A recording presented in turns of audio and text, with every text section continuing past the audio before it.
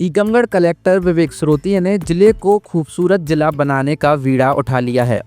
टीकमगढ़ के ऐतिहासिक महेंद्र सागर तालाब को पर्यटन स्थल के रूप में विकसित किया जाएगा। कलेक्टर विवेक स्रोतिया ने मंगलवार को द्रोणा कंसल्टेंट के अधिकारियों के साथ तालाब और 100 साल पुरानी तालकोटी का निरीक्षण किया।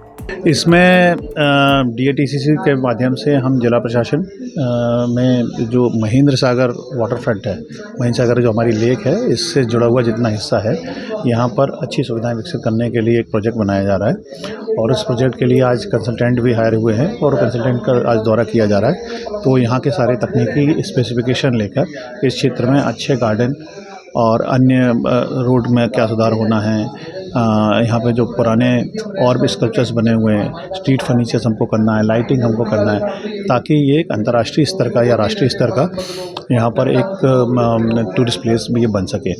इसी महेंद्र सागर वाटर फ्रंट में ही हमारे पास तालकोटी की जो बिल्डिंग है, यहाँ पर कुछ दिनों पहले ही जो हेरिटेज लाइब्रेरी बनाने की एक कोशिश की गई थी, उसकी भी डिटेल प्रोजेक्ट रिपोर्ट बनाने के लिए कंसल्टेंट यहाँ पर आए हुए हैं।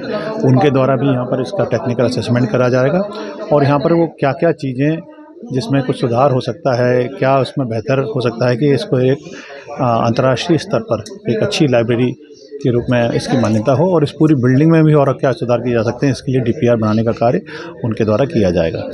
जैसे ही उनके द्वारा कुछ बेसिक कार्य किया जाएगा, हम टीकमगढ़ में सभी जनप्रतिनिधियों के साथ, यहाँ के प्रबुद्ध लोगों के साथ उनकी संकल्पना को रखेंगे, उनमें सबके सुझाव लेंगे और उसके बाद फिर इसको मूर्त रूप दिया जाएगा। सर, डिजिटल लाइब्रेरी बनाने की क्या सर? नहीं, अभी लाइब्रेरी में यह है कि जो लाइब्रेरी है यहाँ बहुत पुरानी, विशाल 100 साल के लगभग इस पुरानी लाइब्रेरी को हो चुका है।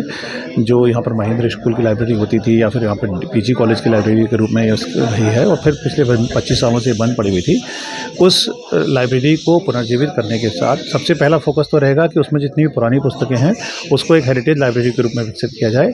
किंतु साथ ही साथ चूँकि ये कॉलेज की लाइब्रेरी है, इसलिए कॉलेज में पढ़ने वाले और इनफैक्ट पूरे टीकमगढ़ के जितने भी स्टूडेंट्स हैं या जितने भी इसमें शोधकर्ता हैं, उन सबको अच्छी पुस्तकें मिल सके, इसलिए एक फिजिकल लाइब्रेरी भी रहेगी।